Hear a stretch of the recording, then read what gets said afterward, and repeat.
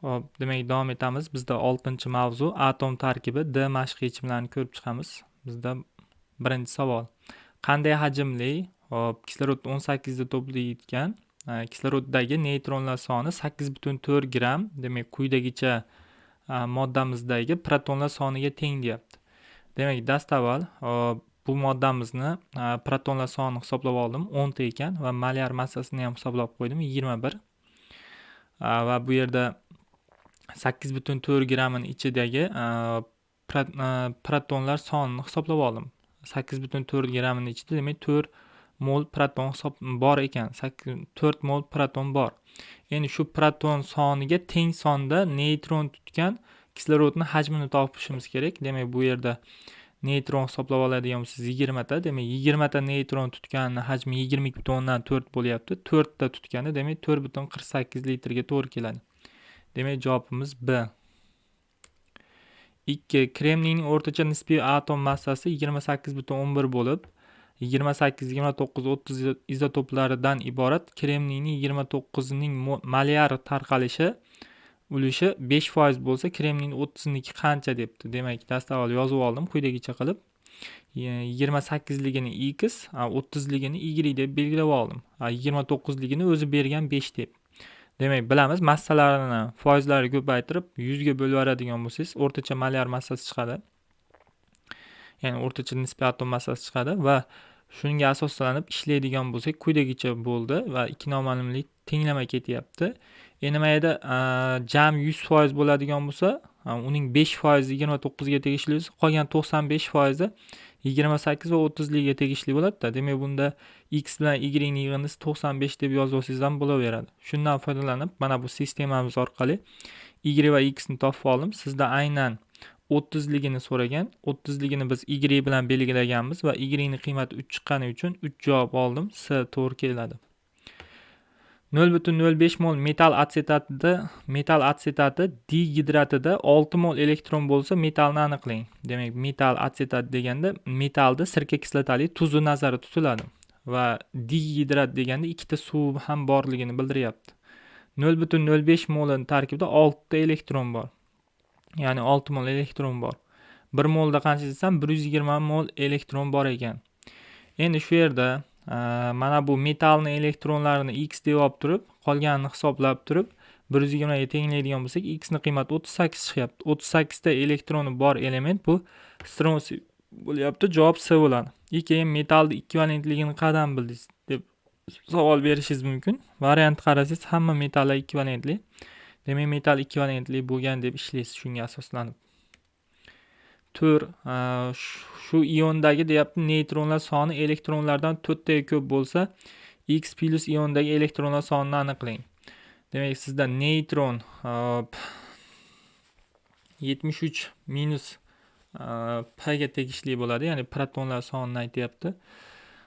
Keyin elektronlar soni protonlar sonidan 3 taga ko'p bo'ladi. Nima uchun? Chunki misol uchun 3 ta elektron olgan-ku, shuning hisobiga elektron proton plus 3 bo'ladi.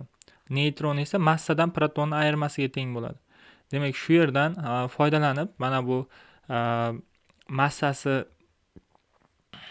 73 degan, keyin mana bu tenglama bor-ku, mana bu neytronlar soni elektronlardan 4 taga ko'p.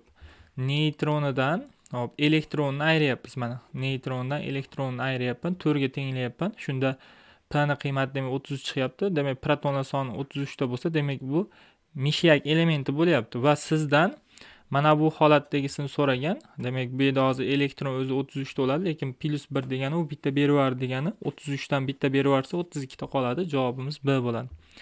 Atom massa soni nimalarni aniqlashga imkon beradi debdi. Atom massa soni nimalarni aniqlashga imkon beradi? 1. Nuklidning absolyut massasini, nuklidning, ya'ni nukleon mandayda atom massa proton bilan neytron yig'indisiga teng bo'ladi va atom massani qiymati nukleonlar soniga ham teng bo'ladi. Nuklidning absolyut massasi deganda o'sha nukleonlar sonini 1,66 ko'paytirib oladigan bo'lsangiz, absolyut massa chiqaveradi-da. Demak, bu yerda nukleonning soni va nuklidning massasi chiqaveradi. Shuning uchun bir to'g'ri 2 nuklidning elementar zarrachalar soni, ya'ni proton bilan neytronlar yig'indisini topsa bo'ladi dedim. Shundan foydalanib, keyin nukleidagi neytronlar sonini debdi.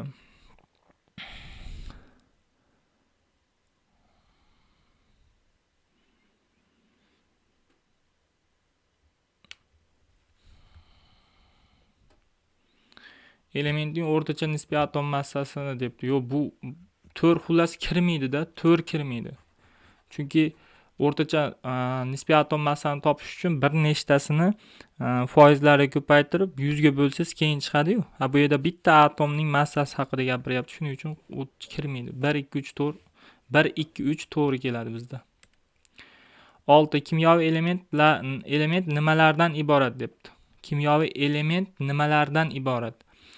Yadro zaryadi bir xil bo'lgan izotoplar, bu to'g'ri. Protonlar soni bir xil bo'lgan nukleidlar, elektronlar soni bir xil bo'lgan atomlar. Mana shu javoblar to'g'ri bo'ladi. Qolganlari to'g'ri kelmaydi. Shuning uchun D javobni olaverasiz. Misol uchun kislorod elementini aytganman, yadro zaryadi 8, protonlar soni 8 ta, elektronlar 8 ta deb izohlab o'tganman bu yerda. 7. A va B yig'indisi elektr bo'lsa, N va M ning yig'indisi qancha debdi. Demak, A va B ning yig'indisi elektr yozib qo'ydim. Va bu yerda mana bu yerda -1 bo'lganligi uchun elektronlar soni N ga bitta qo'shib olish kerak bo'ladi. Ya'ni protonlar sonidan misol uchun 6 unit bo'ladigan bo'lsa, 6 unit bo'lsa protoni 16 ta bo'ladi. 2 minus bo'lsa, misol uchun 2 ta qo'shib olib 18 qilasiz. Xuddi o'sha narsa bo'lyapti bu yerda. Misol uchun protonlar soni n ta bo'lsa, demak bunga elektronlar soni n plus 1 bo'ladi. Chunki mana bu yerda minus bo'lsa, elektron olgan deyiladi va qo'shib olinadi deydi-ku. Demak bu yerda hozir minus bo'lsa, elektron olgan qo'shib olinadi. Ya'ni n ga 1 qo'shib olaman. N plus 1 bu elektronlar sonini beradi. Hop. Endi B niki, hop, nimalar deyilmoqda bu yerda? Hop.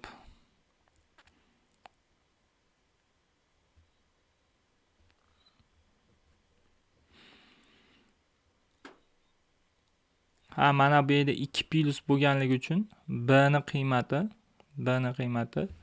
mana bundan ko'ra 2 ta hop bo'ldi. Bundan 2 ta ayirsam buniki chiqadi demoqchi. Ya'ni elektronlar soni chiqadi demoqchi. Demak bu mana bu protonlar soni, undan 2 ta ayirib yuborsam elektronlar soni chiqadi. Demak bu yerda B ning qiymati bundan 2 ta ayirsam bu chiqadi. Demak bu B ning qiymati 2n plus 2 chiqadi shunda. Shunda A bilan B ning yig'indisi so'ralganida ikkalasini qo'shib yoramiz. Qo'shib yoradigan bo'lsak, quyidagicha bo'lyapti. Ya'ni A bilan B ning yig'indisi 54 ga tengligi aniq. Shundan foydalanib, mana bu A ning qiymati, mana bu B ning qiymati, ikkalasini qo'shasiz, 54 ga tenglaysiz, n ning qiymatini topsiz 17. 17 chiqqan bo'lsa, xo'p, mana bu yerda hop, sizdan n va m ning yig'indisi qancha deyilyapti?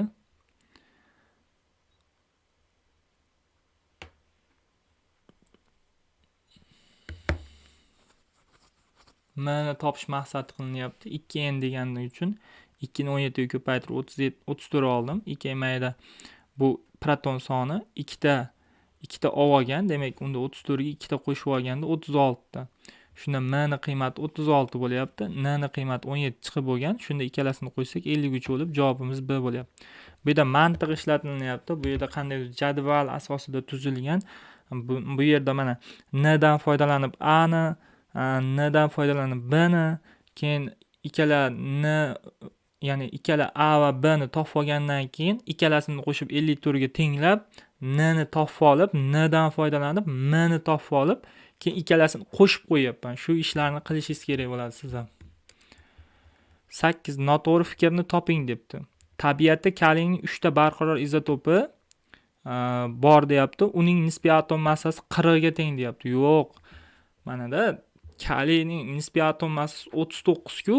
Bular 40 deyapti. Bu xato narsa. Shuning uchun S javob xato. Shu xatoni toping degani uchun S ni oldim.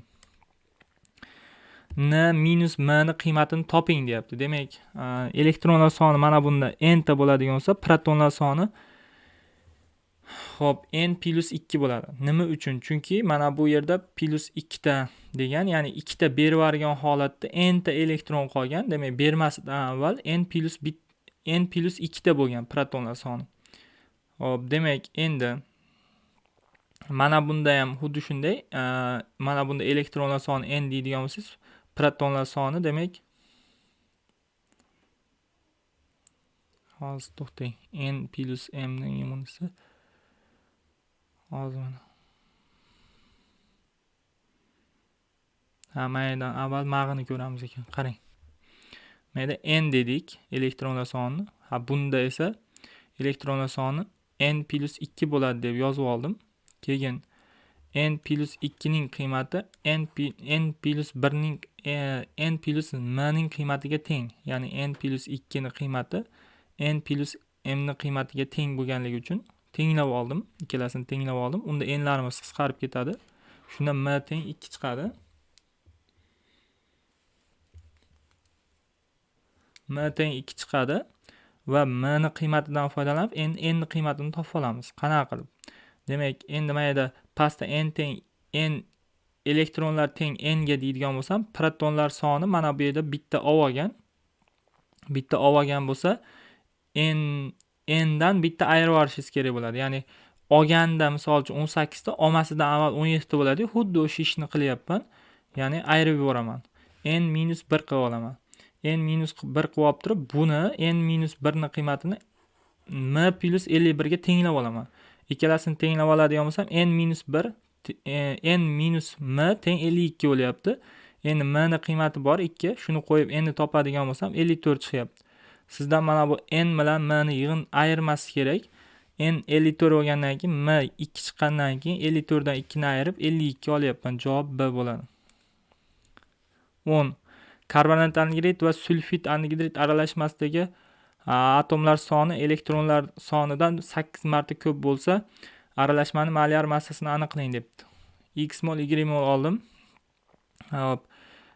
Jami elektronlar sonini atomlar soniga bo'lib, 8 ga tenglab, X bilan Y ning nisbatini topib oldim. Jami aralashma 1 mol deydigan bo'lsak, Y bilan X ning qiymati chiqdi. O'rtacha molekulyamasi topish uchun mollarini mllarga ko'paytirib, mollar yig'indisiga bo'ldim. 48 chiqdi. Javob A. Bu juda ham oson edi.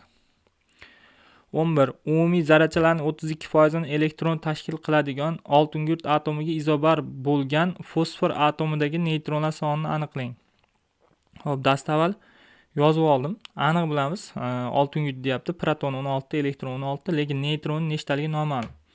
Va bu yerda umumiy zarracha 32% ni elektron tashkil qiladi deyapti. Elektronni umumiy zarrachaga bo'lsam 0.32 chiqishi kerak. Shundan foydalanib x topadigan bo'lsam 18 chiqyapti. X bu neytron bilan belgilab qo'ygan edik. Nisbiy atom massa teng bo'ladi neytron plus proton. Neytron 18 ta, proton 16 ta qo'shsak 34. 34 bu oltingurtning nisbiy atom massasi bo'ldi va o'shinga izobar bo'lgan deganligi uchun izobar degan atom massasi bir xil. Ya'ni bu 34 bo'ladigan bo'lsa, fosforni ham 34 lik izotopini olib ishlat deyapti. Shundagi neytronlar soni top desa, 34 dan 15 ni ayirib 19 olamiz. Javob D bo'ladi. Nuqtalar o'rniga mos keladigan javobni aniqlang deyapti. X O2 ning protonlar soni Y O2 dagi nikidan bittaga ko'p. Birikmaning molyar massalari teng bo'lsa, X ning nimasi degan neytronlari soni Y nikidan yo protonmi degan. Shu yerini o'qiy olmayapman-da.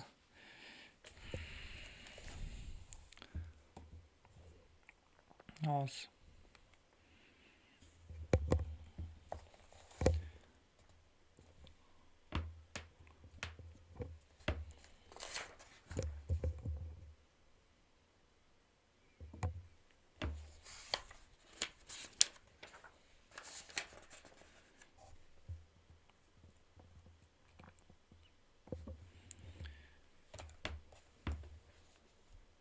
Hop, X ning neytronlari soni Y nikidan degan joyi bor ekan. Mayda neytron so'zi bor ekan, xullas mana shu yerda. Aytilyaptiki, X O2 ning protonlar soni Y O2 nikidan bittaga ko'p. Birikmalarning molyar massalari teng bo'lsa, X ning neytronlar soni Y nikidan qanchaga ko'p yoki qanchaga kam demoqchi. Demak, yozib oldim. Hop, mana bu massalarini A va S deb belgiladim. Tartib raqamlarini esa B va D deb belgilab oldim. Va bu yerda hozir avvalambor protonlari haqida gaplashadigan bo'lsangiz, mana buni protonlar soni demak B plus 16 bo'ladi. Ya'ni B bu X ning protonlar soni, 16 bu kislorodning protonlar soni. Hop, X niki B, kislorodniki 16 bo'ldi. Mana bu yerda mana bu yerda bittaga ko'p degan, ya'ni buniki bundan ko'ra bittaga ko'p degan, ikkalasini tenglayotgan payt mana bundan bitta protonni ayirib yuborsangiz, mana bunga teng bo'ladi-da. Demak, bunda hozir men undan bittani ayirib yuborishim kerak. Shuning uchun -1 qilganman. Mana bu -1 shu bittaga ko'p deganligi uchun. Mana buniki esa D plus 8 bo'ladi. Demak, D bilan B ni ayirmasi 7 ga teng degan xulosa chiqyapti bu yerda. Keyin bu yoqda molyar massalarni tenglayapman. A plus 32 teng S plus 16 deydigan bo'lsangiz, S bilan A ni ayirmasini qiymati 16 ga teng degan xulosa olinyapti. Demak, ikkalasini tagiga yozib oladigan bo'lsangiz, mana bu ikkalasini ayirib yuboradigan bo'lsangiz, 16 dan 7 ni ayirsangiz 9 farq qilyapti. Demak, X ning neytronlar soni Y nikidan 9 ta kam degan xulosa olinadi. Demak, javobimiz D bo'ladi. Uglerod atomidagi neytronlar soni barcha zarrachalarning 40% ni tashkil etadi. Ushbu atomning qanday zaryadli ionidagi elektronlar barcha zarrachalarning 8 dan 1 qismini tashkil etadi debdi. Demak, uglerodning qandaydir izotopi bor. Hop, demak bu yerda neytronlar deganligi uchun X ni jami zarrachalarga bo'lib 0,4 ga tenglab oldim. Hop, demak bu yerda X ni qiymati 8 chiqdi. Demak, tarkibida 8 ta neytron bor ekan.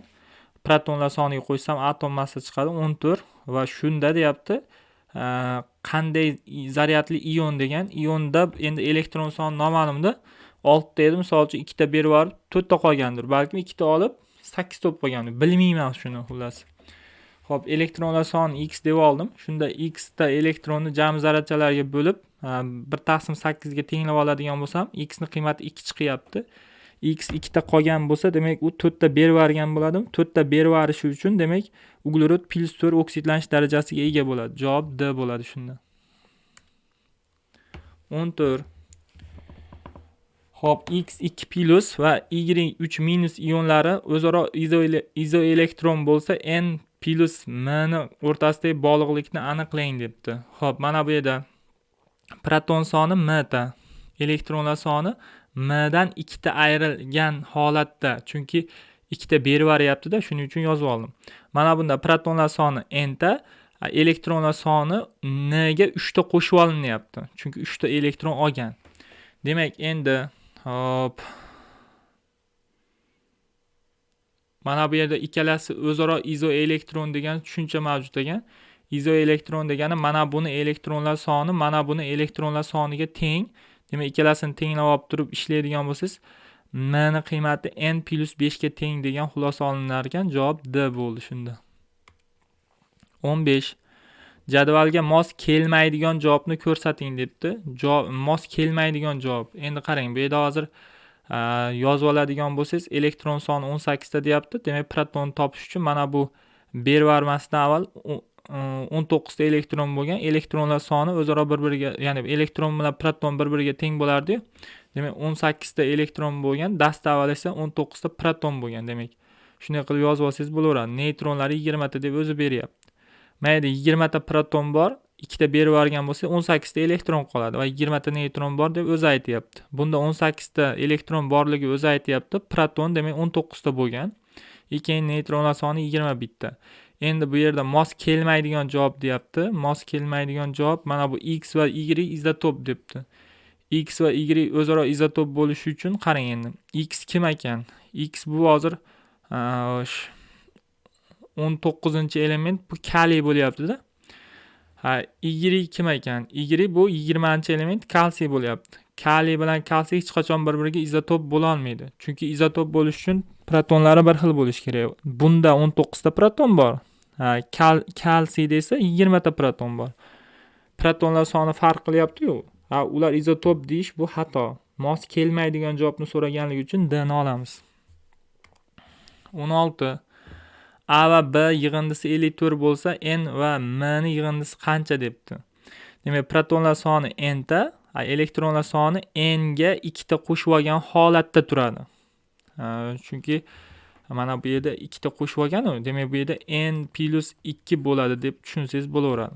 Mana bunda ham protonlar soni demak 2N plus 5 ta, elektronlar soni xuddi shundan hop bitta chiqib ketgan holatda ayirib yuborishingiz kerak bo'ladi. Chunki bu plusda, plus bo'lsa ayirishingiz kerak bo'ladi. Ya'ni 2N plus 5 minus 1 holatga o'tib qoladi.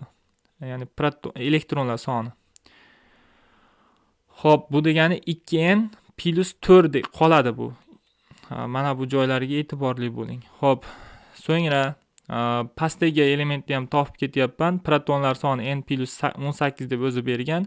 Demak, elektronlar soni 2 ta kam yuradi. Demak, N plus 18 minus 2 deydigan bo'lsangiz, N plus 16 qoladi. Shularga e'tibor berib oladigan bo'lsangiz, so'ngra hop, A ni qiymati N plus 2 ga teng bo'ldi. Chunki mana bu elektronlar soni A bilan belgilangan edi va A ni qiymati N plus 2 ga teng bo'lyapti. B ni qiymati 2N plus 4 ga teng bo'lyapti. M ni qiymati N plus 16 ga teng bo'lyapti. Demak, A bilan B ni yig'indisi 54 ga teng bo'lganligi uchun mana bu A ni qiymati, mana bu B ni qiymati ikkalasini qo'shib 54 ga tenglab oldim. Endi qiymati 16 chiqdi. 16 chiqqan bo'lsa, endi mana bu yerda M ni qiymati bor edi, N plus 16. Shunga asoslanib N'im 16 bo'ldi. O'zi 16 qo'shilar ekan. Shunda M ni qiymati 32 chiqar ekan. N bilan M ni yig'indisi so'ralgan. N 16, M 32. Mana bu 16 qo'shib qo'yibman. M ni qiymati 32 chiqdi-yu. 32 chiqqan bo'lsa, 16 ga 32 qo'shilsa 48 bo'lib, javob C bo'ladi. 17. 84,8 gram palladiy namunasida qancha gram elektron bo'ladi debdi. Xo'p, dastavval 106 gram palladiyda 46 ta elektron bor ekan. Davr jadvaldan oldin bo'lardi. 84,8 gramida demak 36,8 mol elektron bor ekan. Demak, 36,8 mol elektron bor. 1 mol elektronning massasi 1 taqsim 1840 gram. Hop, 36,8 da qancha deydigan bo'lsangiz, mana bu son 1 ga ko'payadi, 1840 ga bo'linadi. Unda 0,02 gram chiqadi. Demak, javob A bo'ldi. 18. Element atomidagi elementar zarrachalarning 40% ni neytron tashkil etadi. Element yadrosidagi protonlar soni neytronlardan 16 ta kam bo'lsa, uning atom massasini aniqlang debdi. Protonlar soni X dedim, elektronlar soni X dedim. Mana bu yerda element yadrosida protonlar soni, neytronlar soni 16 ta kam. Ya'ni neytron topish uchun protonga 16 qo'shib olsangiz bo'laveradi. Ya'ni proton X deydigan bo'lsangiz, neytron X plus 16 bo'ladi. Va bu yerda neytronlar tashkil qiladi, 40% ni neytron tashkil qiladi deganligi uchun neytronni jami zarrachalarga bo'lib 0,4 ga tenglab oldim. Shunda X ni topsam 48. 48 bu proton, elektron soni chiqdi va sizdan hozir bu yerda atom massa so'ralgan. Atom massa bu proton va neytronning yig'indisi bo'ladi. Protonim 48, hop, neytronim 48 plus 16. Shuni hisoblaydigan bo'lsangiz 112 u atom massasi bo'ladi. Javob C bo'ldi. 19. Tetra aqua dixlor platinat 4 ionidagi elektronlar soni debdi. Demak, u quyidagicha yoziladi va shundagi elektronlar sonini hisoblab qo'ysangiz bo'ldi. Mana bu yerda 2 plus bo'lganligi uchun ikkita ayirib olish esdan chiqmasin. 150 ta elektron bo'lar ekan. Javob B. Xo'p. Bu yerda shu iondagi elementar zarrachalar yig'indisi 89 ta bo'lsa, X plus 5 ionda elektronlar sonini aniqlang debdi. Demak, bu yerda A deb belgilab oladigan bo'lsangiz, protoni A ta, elektroni A minus 3 ta qoladi. Chunki 3 ta berib beryapti-yu. Keyin neytron nimaga teng bo'ladi? 59 dan A ni ayirganga teng bo'ladi. Shuni yozib oldim. Keyin jami zarrachalar degan uchun proton, elektron, neytronni qo'shib 89 ga tenglab A ni qiymatini topib oldim, 33. Va bu yerda hozir elektronlar soni so'ralgan. U 33 deydi, lekin 5 ta berib bersa 28 ta qoladi. Demak, A javob to'g'ri bo'ladi. 21. B ni 3 plus ioni tarkibidagi elektronlar sonini aniqlang debdi. B ni deyapti 3 plus iondagi tarkibidagi elektronlar sonini aniqlang. Avval B ni qiymatini topib olaylik. Xo'p, demak, A niki demak 2 plus va elektronlar soni va protonlar soni bog'liqligi berilgan. Elektronlar soni x deydigan bo'lsangiz, protonlar soni demak undan ko'ra 2 ta ko'proq bo'ladi. 2 ta ko'proq bo'ladi, chunki 2 ta berib olib x ta qolganda, berib olmasidan avval demak x plus 2 ta bo'lgan. Xo'p, B niki elektronlar soni x deydigan bo'lsangiz, protonlar soni x dan 3 taga kam bo'ladi, chunki u olganda elektron olib turib o'tgan, shunga olmasidan avval demak x minus 3 ta bo'lgan. Endi aytishimiz mumkin, mana buni hop nima desa bo'ladi? Bo'ldi. Protonini x plus 2 deganmidik, mana buni protonini A nikini x plus 2 ta bo'lsa, mana bu x plus y ga tenglaydigan bo'lsak, y ni qiymati chiqib qoladi 2. Men ikkalasini tenglab oldim xullas. Y ni qiymati chiqdi 2. Keyin mana bu x minus 3 ni y plus 13 ga tengladim. Shunda mana bu y ni o'rniga 2 qo'yadigan bo'lsangiz, x ni qiymati 18 chiqadi. Shundan foydalanib y va x topildi. Endi bu yerda B ni deyapti 3 plus ion so'ragan. Demak, o'zi B deganda mana bu protonlar sonini topish uchun 2 ga 13 qo'shib 15 ta protoni bor deysiz bo'ladi va u 15 ta protoni bo'lsa 15 ta elektroni bo'ladi va 3 plus bo'lsa u 3 ta berib yuborgan holatda 12 ta elektroni qolganligini bildiradi. Javob C bo'ladi shunda. 22 massa soni 32, 33, 34, 36 bo'lgan oltin yukli izotoplarning mol ulushlari 95, 0.75, 4.2, 0.05% bo'lsa deyapti. Atomlarning o'zaro birikishi natijasida qaysi molekula ko'proq hosil bo'lishi mumkin debdi. Bu yerda mumkin so'zi ishlatilgan. Demak, yechim va izoh muallifi kimyo fani repetitori Fazliddinov Kamoliddin Fazliddinovich turibdi. Bu yerda shu ustozni nimasidan oldim, men kanalidan oldim, chunki bu savol yechimini bilmasdim to'g'risi. Hop, ustozdan yordam so'radik. Hop, endi bu yerda aytayaptiki, ma'lum massa soniga ega izotoplarning mol ulushlari berilgan bo'lsa, ularni turli kombinatsiyalarda birikishi natijasida hosil bo'luvchi diatomik, ya'ni 2 ta atomli molekulalarning uchrash ehtimolligi n deyapti. Quyidagi ifodalar yordamida aniqlanadi deyapti. A bir xil massali songa ega, hop, A va A tipli Y izotop debdi. A massa soni debdi. Diatomik molekulalar uchun deyapti n teng x ning kvadrati va x izotopining mol ulushi hisoblanadi deyilyapti. Va B har xil massa soniga ega, hop, A va B tipli deyapti. Shuni deyapti Y izotop debdi va A va B massa soni debdi. Diatomik molekulalarni uchun n teng debdi 2 ga ko'paygan x ko'paygan y deb hisoblanyapti. Ya'ni xuddi shunday hisoblanadi demoqchi. Va x va y izotoplarning mol ulushi debdi. Va bizda quyidagicha bitta molekula sifatida qaralganligi sababli x y 2 ga ko'paytirib hisoblanadi deyilyapti. Hop. Demak, bu yerda A varianti uchun ko'rilyapti. A varianti uchun mana bu formula hisoblanyapti. Ya'ni mana misol uchun 32 niki mayda 95% deyilgandi-yu, mayga ulushga olib o'tib turib 0.95. Formulada 2 borligi uchun 2 ko'paytirib 2 ko'paygan 0.95 ko'paygan mana bu 0.05 ni 100 ga bo'lib ulushga olib o'tib 0.005 ga qilib hisoblab olinyapti. Shunda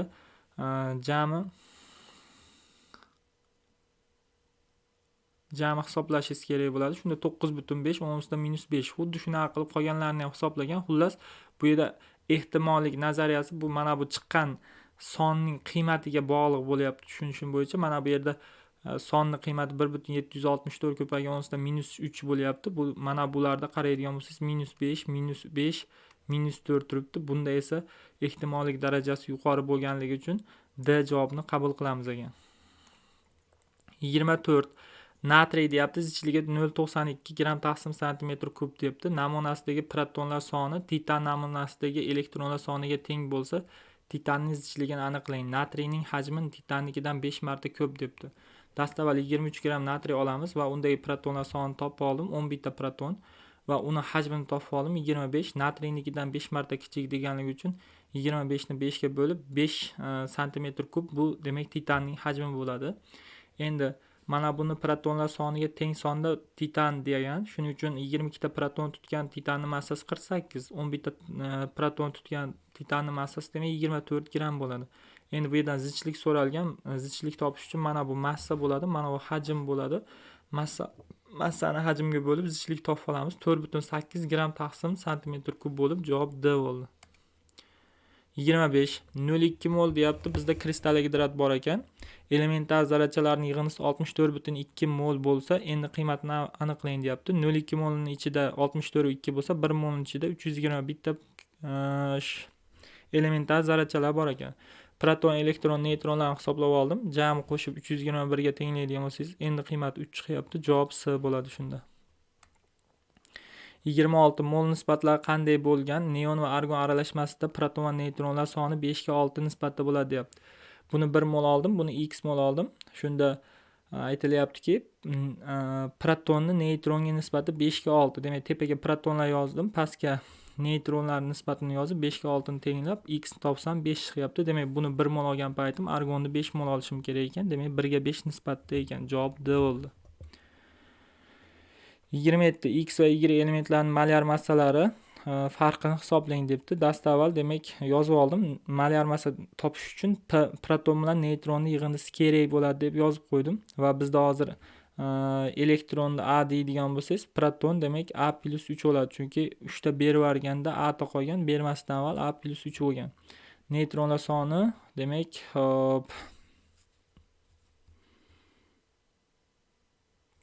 neytronlar soni ham A+3 bo'ladi. Chunki mana bu yerda protonni B degan bo'lsa, demak neytronni ham B degan. Chunki protonim soni teng bo'lganligi uchun neytronlar soniga neytronni ham A+3 qilib yozib qo'ya qoldim.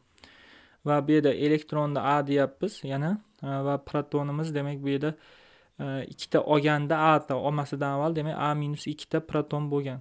Va bu yerda S deganligi uchun neytronni ham A-2 ta bo'ladi. Endi bu yerda aytilyaptiki, ikkalasining molyar massalari farqi so'ralgan. Molyar massalar farqini topish uchun avvalambor molyar massalarni topib olaylik. X nikini topish uchun nima qilinadi? Mana bu neytronlar soniga protonlar soni qo'shib olinadi. Shunda mana 2A+6 bu A ning X ning molyar massasi. Keyin pastdan Y nikini topdim. Neytronlar soniga protonlar sonini topib, Y nikini topib, endi X nikidan Y nikini ayiradigan bo'lsangiz, A lays qisqarib ketib 6 ga 4 qo'shilib 10 bo'lib qolar ekan. Shunda D javob to'g'ri bo'ladi. 28-savol. XY3 birikmaning molyar massasi 84 gram taqsim mol bo'lsa, X atomi tarkibida neytronlar sonini aniqlang debdi. Demak, yozib olamiz. Mana buni elektronlar sonini A deydigan bo'lsangiz, protonlar soni demak A+3 bo'ladi. Chunki 3 ta berib yuborganda A ta qolgan, bermasdan avval A+3 bo'lgan. Demak, yozib olaverasiz. Keyin neytronlar soni A+4 deb o'zi berib qo'ygan. Buni ham xuddi shunday elektronlar soni A deysiz, protonlar soni A-1 qilasiz. Chunki bu olganda olmasidan avval demak A-1 bo'lgan. Neytronlar soni A ekanligini o'zi aytayapti. Demak, bu yerda birikmaning molyar massasi 84 deb o'zi bergan. Demak, mana bu X niki demak X niki nima bo'ladi? X niki mana bu ikkalasi bo'ladi. Mana ikkalasiniki. Chunki mana bu sizga tushuntiradigan bo'lsam, ya'ni X ning molyar massasini topish uchun mana bu neytroniga protonlar soni qo'shib olinishi kerak bo'ladi. Mana qo'shib olganman. Shunda 2A+7 bo'ladi. Keyin Y nikini topish uchun A-1 ni A ga qo'shib, buni massasini topib olganman. Shu ikkalasining massasini topib olgandan keyin mana bu X dan bitta, Y dan 3 ta qilib, mana bu X, mana bu Y dan 3 ta qilib yozib 84 ga tenglab A ni topsam 10 chiqyapti. A bu elektronlar soni edi. Undan biz elektronlar soni deydigan bo'lsak, bizdan nimani so'ragan? X atomining neytronlar sonini so'ragan. X atomining neytronlar sonini so'ragan bo'lsa, shunchaki A14 bo'ldi. A10 bo'ladigan bo'lsa 4 qo'shib 14 olib qo'ysangiz ham bo'laveradi. Men mana bunday cho'zib yuboribman. Avval nisbiy atom massasi topildi, keyin protonlar soni topildi. Nisbiy atom massasidan protonlar sonini ayirib 14 topganman. Bu yerda oson yo'li A10 chiqdimi? Neytronlar sonini topish uchun 4 qo'shib qo'yasiz, 14 bo'lib javob B bo'ladi. 29. Jadval asosida to'g'ri munosabatni aniqlang deyapti. Demak, yozib olinyapti. A ning qiymati bu elektron bilan proton ekan. Xullas, mana qarang. Elektron soni S bilan belgilanyapti ekan. Xo'p, mana buni protonlar soni nechaga teng bo'ladi? S dan ko'ra 2 ta ko'p bo'ladi. Chunki mana bu yerda proton 2 ta berib S ta qolgan. Bermasidan avval demak S plus 2 ta bo'lgan protonlar soni. Bunda demak elektronlar soni S deydigan bo'lsangiz, bunda 2 ta olgandan keyin B bo'lgan. Demak, olmasidan avval demak S plus 2 ta bo'lgan deb yozib olaverasiz.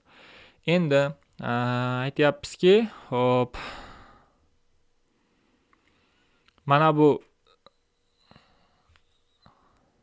A ning qiymati S plus 2 ga teng bo'ldimi? Demak, A teng S plus 2 qilib yozib olinyapti. Bu degani hop. A teng S plus 2 deyapmiz. Keyin mana bu yerda B ning qiymati S minus 2 ga teng bo'ldi. Uni ham yozib oldim. B teng S minus 2 bo'ldi va bu yerdan S ning qiymatini topib oladigan bo'lsangiz, B plus 2 bo'ladi. B plus 2 bo'ladi va mana bu yerda S ning o'rniga, mana bu yerda S ning o'rniga B plus 2 ni qo'yib yuboradigan bo'lsangiz, A teng B plus 4 bo'lib qoladi va shu javob borligi uchun B ni olasiz. 30-savol 320 gram sulfat angidridda qancha mol sulfit angidrid qo'shilsa jami elektronlar soni 400 mol bo'ladi.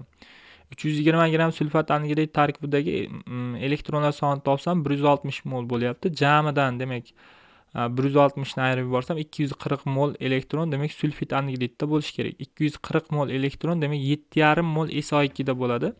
Demak, shu javob to'g'ri bo'ladi. Sulfat angidrid deganda SO3 nazarda tutilgan, sulfit angidrid deganda SO2 nazarda tutilgan. 31. Elektronlar soni 1 ga 2 bo'lgan ozon va kislorod aralashmasidagi ozonning mol ulushini aniqlang debdi. Buni 1 mol, buni x mol oldim va bu yerda elektronlar soni degani uchun 24 taqsim 16 x teng 1 taqsim 2 qilib x ni topsam 3 mol. Demak, 1 molga 3 mol bo'lgan. Jami 4 mol aralashma bo'lyapti. Ozonning mol ulushi degani uchun 1 molim qancha qilib 25% topib oldim. Javob B bo'ladi. 32. Azot monoksidi va azot dioksidi aralashmasida 13 mol atom va 99 mol elektron bo'lsa, azot monoksidining mol ulushini aniqlang deyapti. Xo'p, bu yerda atomlari va elektronlarni yozib oldim. Buni x mol oldim, buni y mol oldim. 2x plus 3y teng 13 bu atomlar soni, 14x plus 23y teng 99 bu elektronlar soni. Y bilan x topib oldim. Jami demak 4,5 mol bo'ladi. 4,5 mol 100%. Aynan azot monoksidiga so'ralgan. Demak, u x bilan belgilanganligida x'im 0,5 chiqqanligi uchun 0,5'im qancha deydigan bo'lsak 11,1% chiqyapti, lekin u javob yo'q. Demak, variantlarda kamchilik bor yoki men xato ishlayotgandirman. Xullas, menda 11,1 chiqyapti. 33. 1 ga 2 massa nisbatidagi kislorod va ozon aralashmasida 14,4 mol elektron bo'lsa, aralashma miqdori molni hisoblang deyapti. Demak, bu yerda x mol, y mol olindi. Bu yerda massa nisbati deganligi uchun 32 ni 48 ga bo'lib, ya'ni 32x taqsim 48 y qilib massa nisbati 1 ga 2 bo'lsin deyapti. Bu degani demak 1,33x teng y ga deyilyapti. Demak, endi mana bu elektronlar soni 16x, bunda esa 24y, jami 14,4 elektron bo'lishi kerak. Shunga asoslanib mana bu y ning o'rniga mana bu x ni qo'yib yuboramiz. Shunda x ni qiymati chiqib qoladi 0,3. Undan foydalanib y ni topasiz 0,4. Jami qo'shadigan bo'lsangiz 0,7 mol aralashma bo'lib javob B bo'ladi. 34. 1368 gram alyuminiy sulfat eritmasida 720 mol elektron bo'lsa deyapti. Eritmadagi alyuminiy sulfatning massa ulushi foizini aniqlang debdi. X mol, Y mol olib, jam massa 1368 bo'lishi kerak. Massalarni tenglab oldim. Mana buni elektronlar soni va mana buni elektronlar sonini tenglasam 720 chiqishi kerak.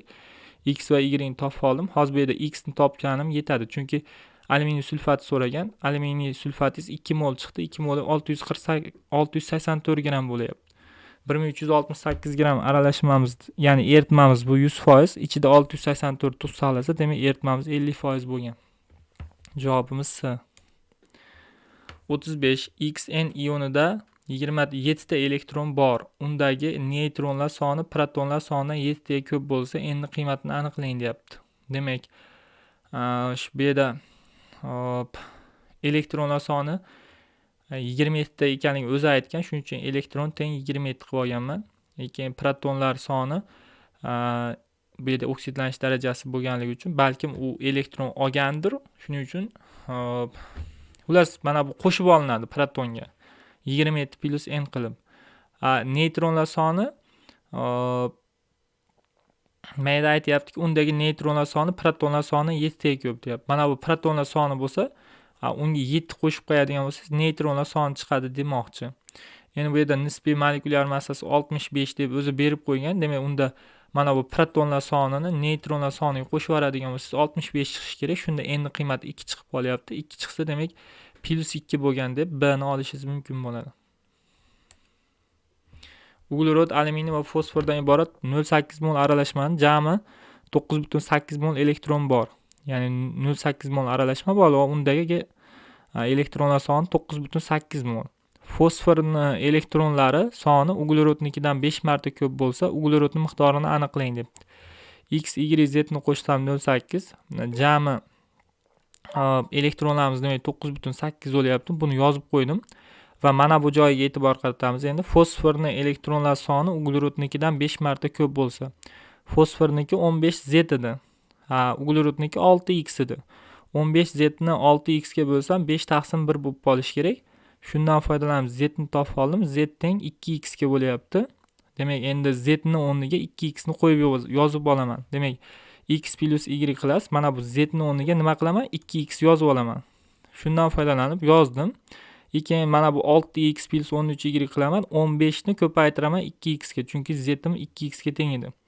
Shundan yozib olib turib, mana buni ixchamlashtirsam 3x plus y 0,8 ga teng bo'ladi. Mana buni ham ixcham holatga olib o'tadigan bo'lsangiz 36x plus 13y teng 9,8 bo'ladi. Shundan x va y ni topib oldim. Keyin z ni ham topganman. Sizdan aynan uglerodning miqdori so'ralgan. Uglerod x bo'ladigan bo'lsa 0,2 chiqyapti. 0,2 chiqsa javobimiz B bo'ladi.